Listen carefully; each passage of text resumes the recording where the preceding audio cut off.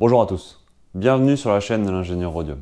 Aujourd'hui, pour faire suite à la vidéo sur le catalyseur, je vais vous parler des réglages moteurs qu'on fait pour optimiser le rendement de ce fameux catalyseur sur les moteurs essence. Étant donné qu'il y a deux grandes phases de réglage qu'on pourrait appeler réglage moteur froid et réglage moteur chaud, je vais découper le sujet en deux vidéos distinctes. Aujourd'hui, nous parlerons seulement des réglages moteur froid. Pour vous donner quelques bases, sans revenir sur la vidéo du catalyseur, sachez qu'un catalyseur fonctionne très bien une fois qu'il est bien chaud, environ 500 à 600 degrés. D'ailleurs, si nous prenons le graphique des émissions de polluants d'un cycle d'homologation, je vous mettrai un schéma à l'écran, vous voyez que la courbe monte très fort au début, puis qu'elle se stabilise et que par la suite elle monte gentiment. En effet, le virage se fait une fois que le catalyseur est amorcé. C'est principalement pour cette raison qu'on fait des réglages moteurs bien spécifiques pour monter le plus rapidement l'ensemble en température. Vous allez voir qu'il y a pas mal de leviers qu'on peut actionner pour faire grimper le catalyseur en température et ce, même sur un moteur à injection indirecte.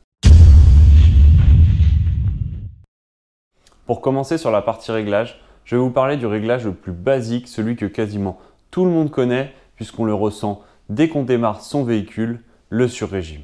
En effet, tous les utilisateurs de véhicules essence peuvent remarquer qu'au démarrage, le régime, qu'on pourrait appeler un régime de ralenti, est beaucoup plus haut qu'une fois que le moteur est chaud. C'est le levier de mise au point le plus basique, mais il permet plusieurs choses. En premier lieu, étant donné que le moteur est un peu plus chargé, il va naturellement monter plus vite en température et donc envoyer un peu plus de chaleur au catalyseur.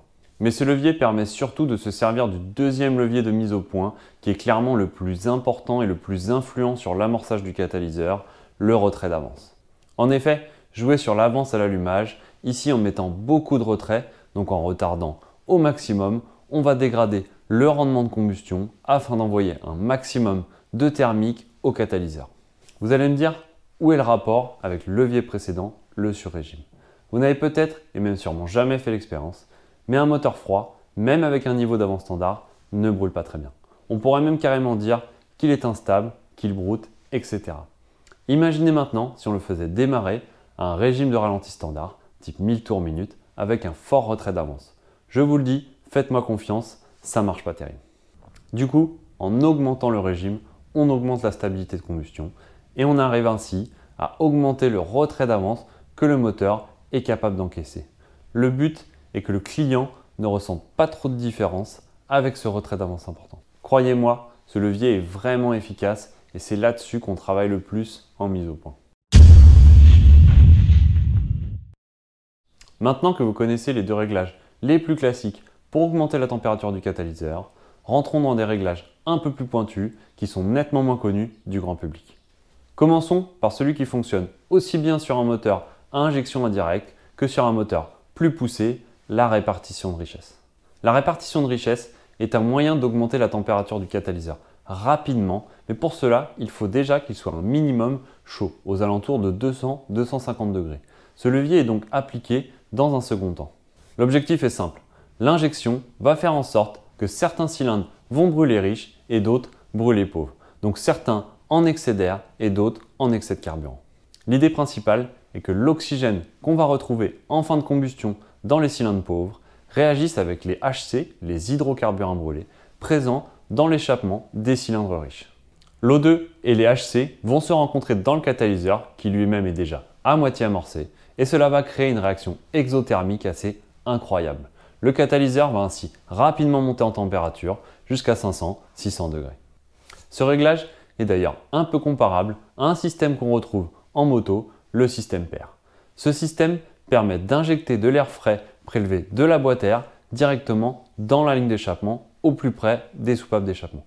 Le calculateur va faire tourner riche l'ensemble des cylindres histoire d'avoir des HC et l'air injecté de la boîte à air va faire le reste. Donc juste pour une petite parenthèse, je voulais vous montrer là sur une moto, donc là c'est sur un CBR 1000 2022, où est localisé le système PAIR. Donc là à l'écran, je sais que vous ne verrez pas grand chose, mais en gros vous voyez une durite là qui arrive, je vous mettrai une petite flèche. Et en fait cette durite amène l'air de la boîte à air juste au niveau des soupapes d'échappement. Et donc c'est comme ça qu'on va faire le mélange HC oxygène. Autre levier, nous avons sur la plupart des moteurs modernes ce qu'on appelle des VVT. Autrement dit, on va pouvoir jouer sur le phasage des arbres à câbles et cela va nous permettre d'exploiter au mieux la thermique créée par la combustion. Par exemple, en jouant sur l'AOE, l'avance à l'ouverture à l'échappement, on va pouvoir ouvrir plutôt la soupape afin d'envoyer le maximum d'énergie au catalyseur. Cela peut aussi nous permettre de jouer sur la stabilité de combustion afin d'être plus agressif sur le retrait d'avance. Sur les moteurs turbo, on peut aussi ouvrir en grand à 100% la wastegate afin de diriger un maximum des gaz chauds sur le catalyseur et non dans la turbine du turbo. Ce réglage est un peu limite car en temps normal, on garde toujours la wastegate légèrement fermée pour garder un maximum de réactivité en cas de demande de couple du client. Malgré tout, cela permet de gagner quelques degrés et ça peut faire la différence. Enfin, des réglages spécifiques au moteur dit GDI, donc à injection directe, c'est le phasage injection et la multi-injection. En effet, sur ce type de moteur, on va avoir beaucoup plus de possibilités au niveau injection, car l'injecteur étant directement dans la chambre de combustion, on va pouvoir faire de la double, voire de la triple injection, injecter plus tôt, injecter plus tard, etc. C'est clairement des leviers très importants dans le cadre de la mise au point de la chauffe catalyseur. En effet, cela va permettre une chose importante, c'est de limiter les polluants créés par la combustion elle-même. Donc potentiellement diminuer ce que le catalyseur va devoir traiter pendant sa phase froide. L'idée derrière tout ça, c'est de trouver un compromis entre des réglages très agressifs qui vont certes monter le catalyseur très rapidement en température, mais potentiellement créer beaucoup de polluants à traiter par ce catalyseur qui n'est pas amorcé à 100%, et un réglage moins agressif qui va potentiellement moins faire chauffer le catalyseur, mais produire moins de polluants en sortie moteur. Pour terminer, sachez qu'il existe des prototypes de catalyseurs sur lesquels j'ai eu la chance de travailler, avec des résistances chauffantes présentes directement dans la céramique. Vous l'aurez compris, le but est de chauffer le catalyseur avant même de démarrer le véhicule. Ces catalyseurs sont à l'étude pour les normes à venir, type Euro 7, mais ils sont complexes à mettre en œuvre, coûtent très cher, donc on essaye un maximum de s'en passer. Avant de conclure sur cette vidéo, je voudrais répondre à une question qui m'a été posée sur la vidéo des catalyseurs et que j'ai trouvé intéressante, les catalyseurs qu'on appelle 200 cellules. En effet, il existe dans le commerce des catalyseurs dits sport, aussi appelés catalyseurs 200 cellules. Alors pourquoi 200 cellules et pourquoi sport? C'est simplement car ils comportent moins de cellules que la plupart des catalyseurs montés en série. Voici à l'écran différentes densités de catalyseurs, 400 CPSI, 600 CPSI et 900 CPSI. Vous observerez que plus le chiffre grimpe, plus on retrouve de cellules pour le même volume. Pour simplifier, plus on a de cellules, mieux on va traiter les polluants, mais plus on aura de contre-pression à l'échappement, autrement dit, les gaz auront plus de mal à s'évacuer. C'est pour cette raison qu'on a des catalyseurs dits sport, avec moins de cellules pour favoriser la performance. Mais on peut aussi retrouver, comme en moto, et ça tombe bien, j'en ai un sous la main à vous montrer, des catalyseurs métalliques qui permettent d'avoir un faible impact en perte de charge, car ils ont des épaisseurs de parois très minces si on les compare aux modèles en céramique. Donc voilà en vidéo un catalyseur métallique. Donc c'est le catalyseur d'origine d'un CBR 1000 2022.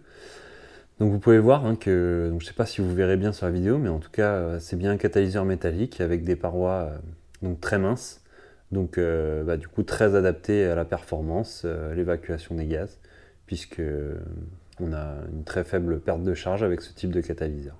Enfin, pour conclure sur cette vidéo, je voulais vous dire, et vous l'aurez peut-être remarqué, que tous les réglages que nous avons détaillés ici améliorent certes la chauffe du catalyseur, mais ils augmentent aussi la consommation client. C'est d'ailleurs en partie à cause de ça que les petits trajets sont si mauvais en rendement, car pendant déjà quelques minutes, vous êtes en train de perdre du carburant dans votre catalyseur afin de le réchauffer. Cette petite vidéo est maintenant terminée. La prochaine sera consacrée aux sondes lambda, car en effet, il faut comprendre comment les sondes lambda fonctionnent avant de parler des réglages injection moteur chaud qui permettent d'optimiser le rendement du catalyseur. Sur ce, j'espère que cette vidéo vous aura plu, que vous aurez appris des choses. Surtout, n'hésitez pas à liker, à commenter et à vous abonner. Allez, salut!